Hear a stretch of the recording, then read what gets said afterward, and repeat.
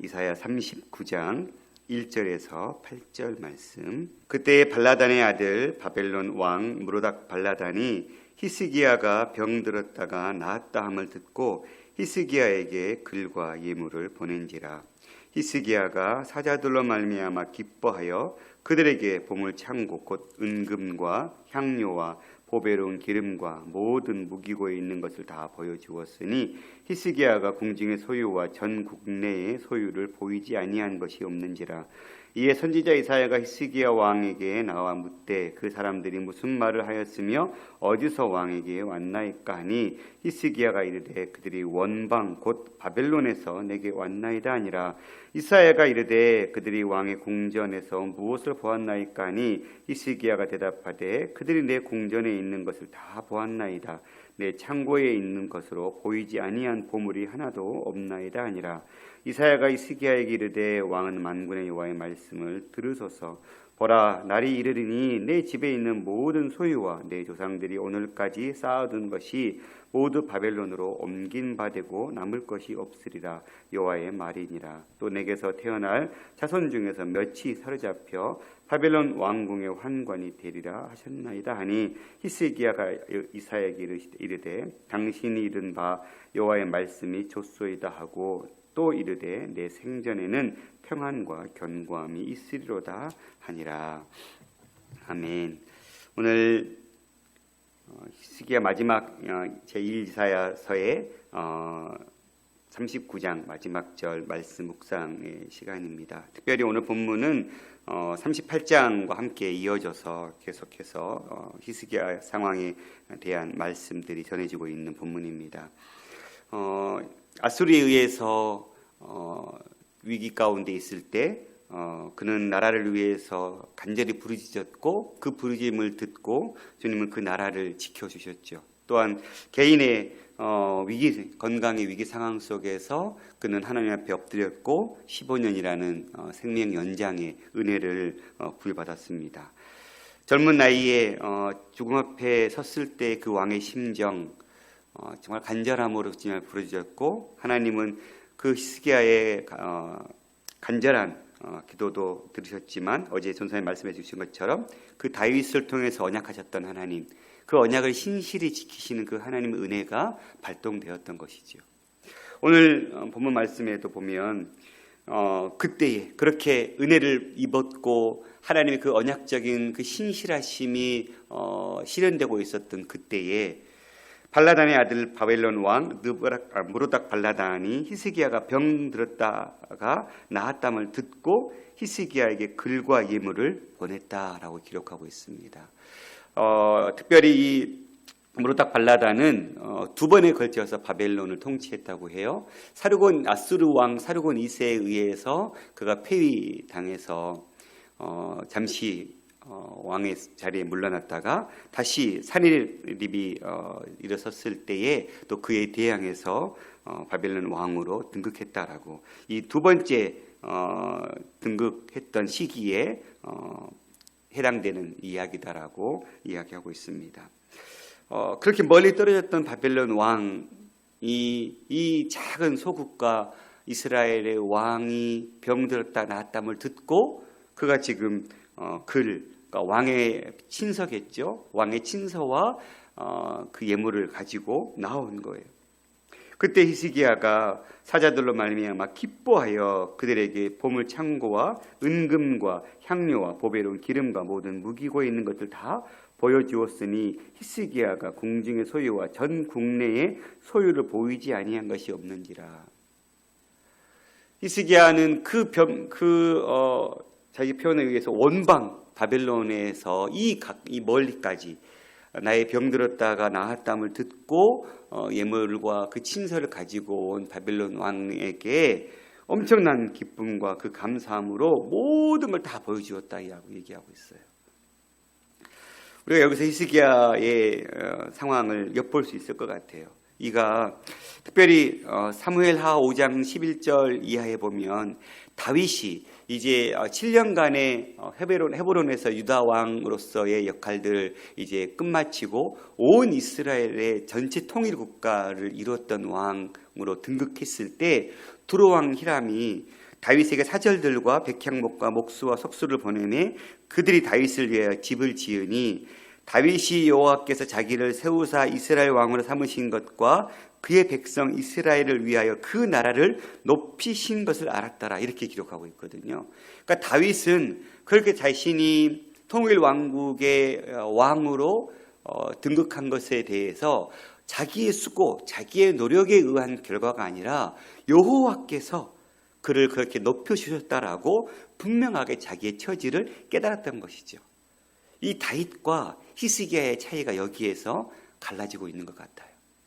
철저하게 다윗은 그가 이렇게 통일 왕국으로서 전체 이스라엘의 왕국으로서 왕의 자리에 오른 것은 그렇게 수고하고 애쓰고 인내하고 했던 그 시간들이 충분히 하나님 앞에 연락되었고 그것에 대한 보상으로 세워주신 것이다, 이러한 교만이 아니라 이 모든 것이 주의 은혜고 주의 뜻 가운데 내가 이 자리에 설 수 있었다, 모든 영광을 하나님께 올려드렸다는 사실입니다. 그런데 히스기야는 그렇게 나라를 위해서 기도했을 때 응답해 주시고, 그리고 자기의 질병을 놓고 기도했을 때 응답해 주셨던 이 하나님의 은혜, 이것을 순간 망각하고 마치 자기의 역사와 자기의 수고와 자기의 능력에 의해서 저 먼 변방에 있는 그 원방에 있는 바벨론이라는 그 큰 나라가 이 작은 이스라엘을 통치하고 있는 나의 이 건강의 이 유무에 의한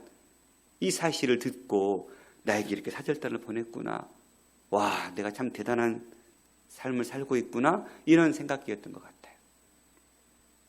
그렇게 교만함에 빠져 있을 때, 그렇게 그 바벨론의 협력자에게 부족함이 없음을 가시하기 위해 자기의 모든 군사력을 다 보여주었던, 그런데 이의 선택은 이후에 이제 바벨론이 이 이스라엘 쳐들어왔을 때에 아마 모든 정보를 다 얻게 되게 되는, 이스라엘의 형편과 처지를 다 알고 가게 되는 그러한 단초를 제공하는 큰 실수가 되게 돼버리는 것이지요.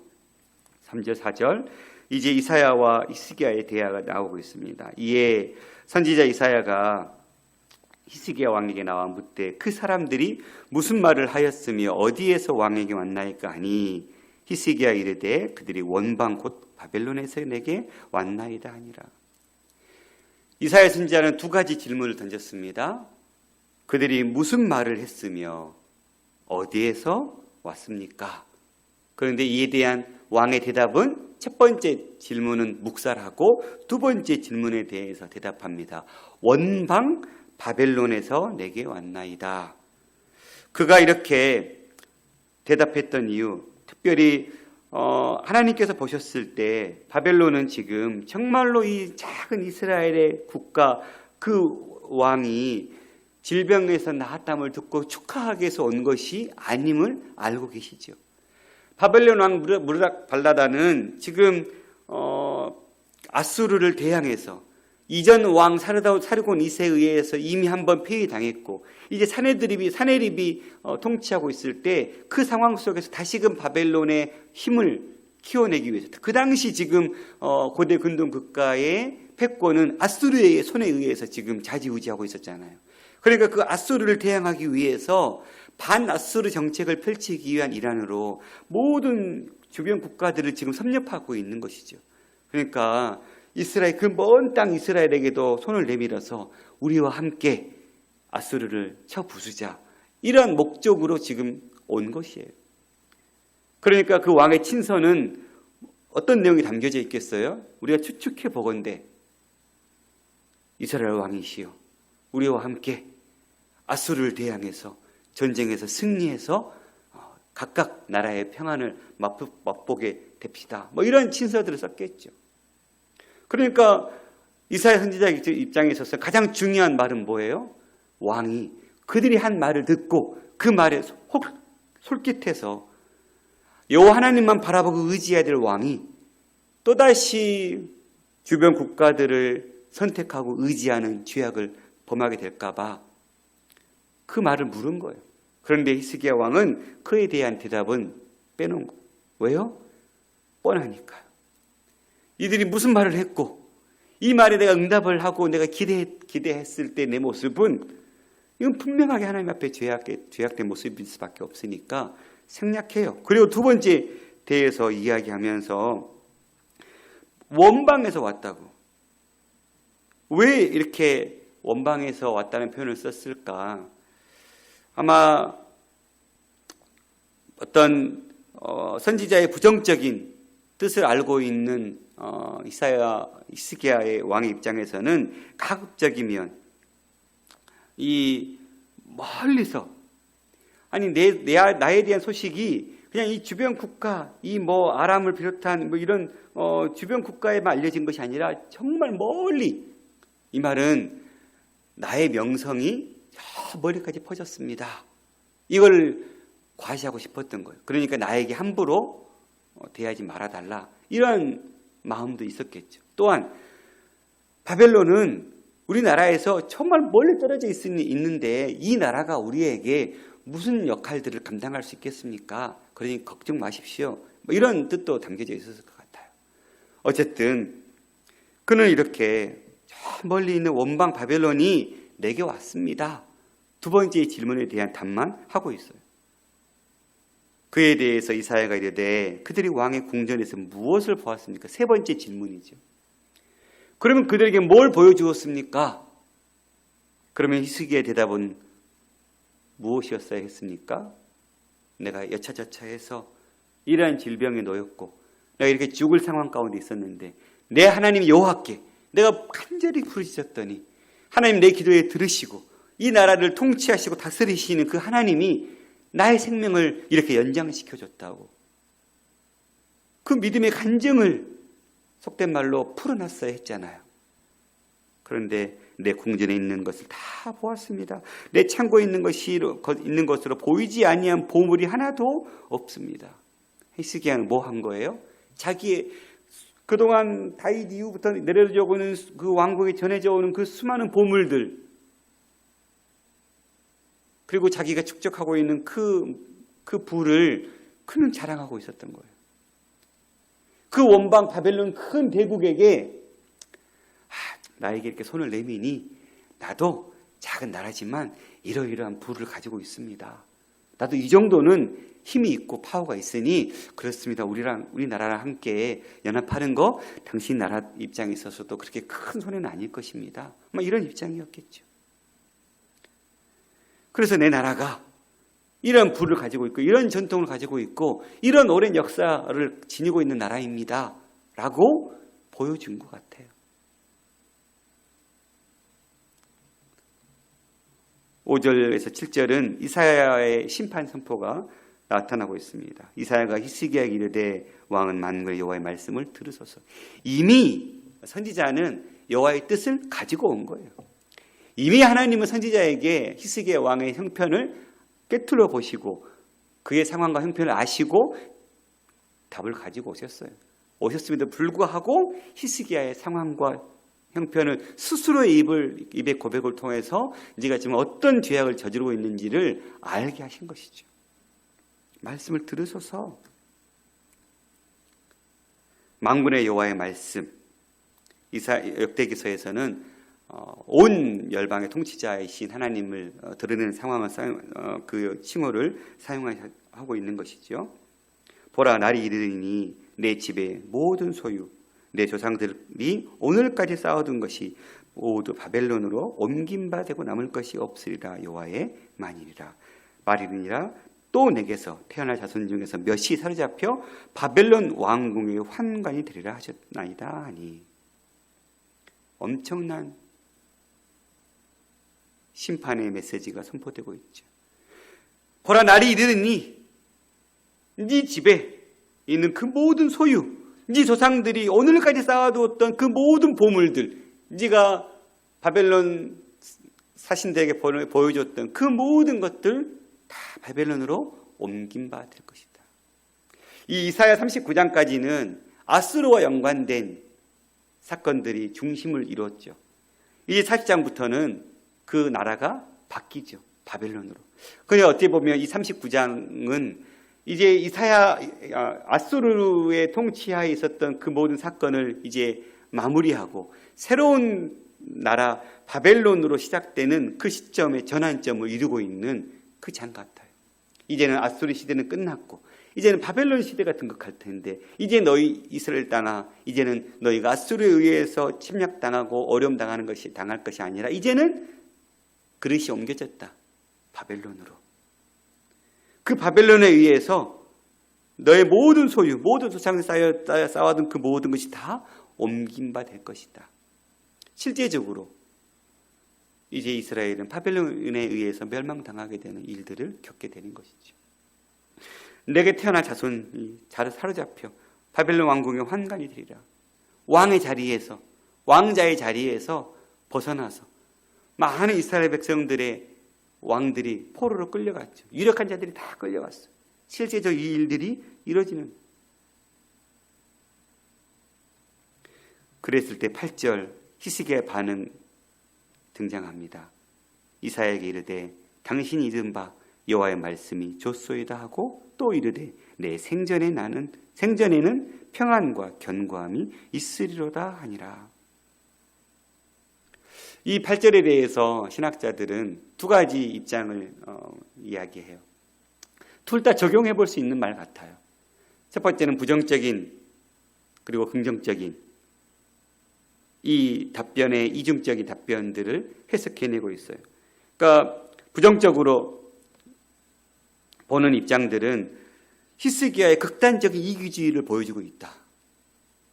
어떻게 자신의 시대, 내 시대에는 평안함이 있으니까, 견고함이 있으니까 괜찮습니다. 내 다음 세대는 그때 가서 그 세대가 알아서 책임지겠죠. 이런 부정적인 입장으로 이 말을 이야기했다라고 이야기해요. 그러면 어떻게 적용이 될 수 있어요? 하나님 앞에 우리의 믿음의 수고, 우리가 드린 열매가 결국은 다음 세대들에게 전달되게 되는 것이죠. 우리의 그 믿음 있는 행동으로 인해서 다음 세대에게 하나님의 선한 영향력들이 흘러가고 하나님의 축복들이 흘러가야 되는데 우리의 행동, 우리의 믿음의 선택으로 인해서 다음 세대까지 악영향이 흘러간다면 우리는 우리의 믿음의 행동에 대한 책임을 져야 되는 그 사명을 감당하지 못한 것이죠. 마치 하나님께서 온 땅을 다스리고 충만하게 이 모든 자연 만물을 통치하라고 맡겨주신 이 사명을 우리 모든 인간의 사람들이, 온 땅의 사람들이 감당해야 함에도 불구하고 우리는 당장 우리 이 시대에 쓸 것들을 마음껏 써버림으로 인해서 자연들을 파괴시키고 다음 세대는 더 어렵게 자연 속에서 살아갈 때 참 많은 어려움을 겪게 만들고 있는 것 같은 우리의 신앙도 우리 시대에 바르게 말씀 안에서 살아가는 모습을 보여줘야 그 다음 세대들이 그 모습을 보고 우리의 신앙을 존수받아서 그 신앙의 복들이 흘러가게 하는 삶을 살아야 되는데 우리 시대에 그것을 하지 못하면 고스란히 다음 세대가 그 피해를 입게 된다라고 우리가 적용한다고 하면 오늘 우리의 행동, 오늘 우리의 믿음의 행동, 우리가 이 땅에서 살아가는 그 모든 삶의 행동들이 하나하나가 다 하나님 보시기에 지금 분명하게 세워지는 바 된다라는 사실이죠. 그럼 우리의 하나하나의 행동들이 다 우리는 책임져야 될 사명을 갖고 살아가는 존재라는 사실. 그러니 이 시대, 우리 시대에 받을 은혜가 있다면 우리 다음 세대가 받을 수 있도록 우리는 우리의 수고를 감당해야 될 줄 믿습니다. 이거를 긍정적으로 본다면 학자들은 이 말의 의미를 특별히 하나님께서 파멸의 선고 중에서도 자비를 베풀어 주셔서 그 선고를 아수르 시대 때 일어나게 하지 않고 바벨론 시대에 일어나게 하심으로써 유보시킨 것에 대한 당장 심판 중에 긍휼을 잃지 아니하시고 은혜를 베풀어 주시는 그 하나님의 그 선포에 대한 그 감사의 고백이라고 학자들은 또한 보고 있는 거예요. 이 조소이다라는 말이 그냥 조소적인 의미에 있어서 그래요, 내 시대에는 안 해주니까 괜찮습니다, 다음 세대는 다음 세대가 알아서 하겠죠의 의미가 아니라, 그렇습니다, 나는 그 하나님을 결국은 내가 취했던 이 행동들이 그렇게 심판받기에 마땅한 행동이었습니다.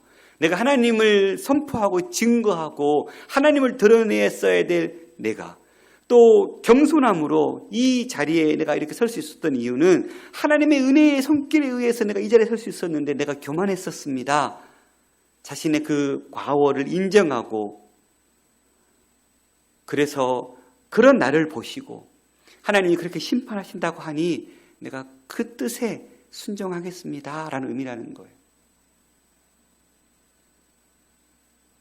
히스기야는 무책임한 태도처럼 보이지만 하나님의 그 심판 결정을 선한 결정으로 받아들였기 때문에 나오는 믿음의 고백이라고 얘기하고 있는 것입니다. 하나님의 심판이 의로운 결정으로 수용하면서 다른 한편으로는 또한 그분께 의지하면서 나아갈 수 있다고, 내게 다시금 기회를 주셨으니까 내가 나라를 위해서 기도했을 때 응답해 주셨고, 내가 내 개인의 질병을 위해서 기도했을 때 응답해 주셨던 것처럼 내가 하나님 앞에 내 죄로 인해서 이런 일들이 벌어졌는데 또다시 내가 이 문제를 가지고 믿음으로 하나님 앞에, 내가 바꿀 수 없지만 하나님의 뜻을 섣불리 나의 의지에 의해서 이걸 어떻게 하나님께서 선언하신 이 심판의 선언을 되돌릴 수는 없지만 내가 또다시 그걸 믿음으로 수용하고 그것이 바뀔 수 있도록 노력하고 수고한다면 또 하나님께서 긍휼을 베풀어 주실 수 있을 거라는 일말의 희망을 가지고 나가고 있다라고 해석하고 있는 것이죠. 우리가 그것을 가지고 적용한다면, 그래서 그들은 역대하 32장 26절의 말씀을 보면서 히스기야가 마음의 교만함을 뉘우치고 예루살렘 주민들도 그와 같이 하였으므로 여호와의 진노가 히스기야의 생전에는 그들에게 내리지 아니하니라. 마치 하나님께서 그 진노를 유보시켜 주셨다라고 이 역대기 기자가 표현하는 것처럼 이것에 대한 감사일 뿐이다. 히스기야는 하나님이 그 심판의 준엄함을 알고 당대의 자기 시대에 이것을 유보시켜 주신 하나님 은혜에 대해서 다음 후세 왕들에게도 나의 태도, 나의 행동을 보면서 나의 삶을 교훈 삼아서 네 시대에도 그렇게 여호와 하나님만을 붙잡고 의지하고 나라를 이끌어라 라는 마음으로 내가 내 때 할 수 있는 최선의 것을 해야지, 이렇게 적용한다는 사실이에요. 이 해석도 충분히 그럴싸하게 적용할 수 있는 것 같아요. 어떤 해석이든지 간에 우리는 이 두 가지 역할들을 정말 지혜롭게 잘 감당하기를 원합니다. 우리 시대에 감당해야 될 믿음의 역할들을 우리가 충성스럽게 겸손함 속에서 감당해서 우리가 받을 축복이 있다면 그 축복이 다음 세대에 흘러갈 수 있도록 그 삶을 우리는 감당해야 되고, 또한 우리가 그렇게 우리의 죄 가운데 우리의 연약함 때문에 그렇게 하나님께서 그 심판의 선언들이 주어질 때 우리는 그 하나님의 그 통치의 손길을 인정하고 거기에 순응하고 순복하고, 그러나 거기서 끝이 아니라 마치 하나님께서 긍휼을 베풀어 주셔서 이 심판의 상황이 다음 세대로 유보되는 것처럼 우리 믿음의 다음 세대들에게도 그렇게 우리는 연약하고 죄 가운데 있을 수 있지만 거기서 포기하지 않고 절망하지 않고 여전히 하나님 앞에 긍휼을 구하고 기도하면서 우리가 걸어야 될 믿음의 길을 걷는다면 하나님은 어떻게 심판을 연기시켜 줄 수 있는지, 내가 하나님 앞에 믿음으로 반응했던 이 모습을 보고 너희들도 고스란히 본받아라. 이렇게 마치 우리의 신앙의 그 모습 하나하나를 우리 다음 세대 자녀들에게 내 아빠가, 내 엄마가 그 위기 속에서, 그 어려움 속에서 어떻게 살아냈는지 나는 두 눈으로 똑똑히 봤어. 나는 경험했어. 내 부모가 어떻게 기도하면서, 어떻게 눈물을 흘리면서 그 위기를 넘어갔는지 나는 봤어. 나도 내 부모처럼, 내 믿음의 선배들처럼 나도 이 위기 속에서 내가 하나님만을 의지하고 붙잡고 살아가야 되겠다. 이런 믿음의 도전을 우리의 삶을 통해서 전해줘야 되는 사명을 우리에게는 가지고 있는 것이죠. 이 두 가지 측면 다 저는 다 버리기보다는 취하는 것도 은혜인 것 같아요. 물론 첫 번째 부정적인 반응이 좀 더 해석들이 많은 것 같아요. 그래서 우리 세대에 우리가 끊어내고 다음 세대에게 우리의 죄악들이 전달되지 않도록 우리가 수고한 삶을 살아야 된다라고 더 많은 이들이 보고 있는 것 같지만 긍정적인 대답에 대한 행동도 우리에게 필요한 것 같아서 우리 모두가 그렇게 우리 시대에 감당해야 될 우리의 믿음의 몫을 잘 감당할 수 있는 그런 지혜가 있기를 소망합니다. 결국은 내가 마치 마라톤에 이어달리기처럼, 그러니까 우리는 우리 시대에 감당해야 될, 걸어야 될 구획이 있는 거죠. 우리는 우리 시대에 감당해야 될 그 구획을 최선을 다해서 성실하게 감당하면 그걸로 우리는 하나님께서 우리의 삶을 평가하실 거예요. 다음 세대는 다음 세대가 정말 알아서 역할을 감당해야 될 세대죠. 그러나 그 다음 세대에 우리가 전달해 줄 때 힘있게 다른 상대편에게 싸워서 이길 수 있는 속력으로 바톤을 전달해 줘야 그 다음 세대가 그 속력을 이어받아서 전쟁에서 싸워서 이길 수 있잖아요. 좋은 것들을, 좋은 믿음의 행동들을 전달해 줘야 되는 것처럼 오늘 저와 여러분의 삶이 다음 세대에게 축복이 흘러가는 삶, 또 다음 세대들에게 우리가 이 위기 속에서 어떻게 믿음 앞에 섰는지를 보여줄 수 있는 삶. 한국교회가 이 코로나 위기 상황 속에서 참 많은 더 겪어보지 못한 위기들이 찾아오고 있는 것 같아요. 정말 두렵습니다. 이 코로나 끝나고 난 이후에 한국교회가 어떻게 회복될 수 있을지, 어떻게 이 위기를 수습할 수 있을지, 우리가 이 상황 속에서 하나님께서 이렇게 한국교회를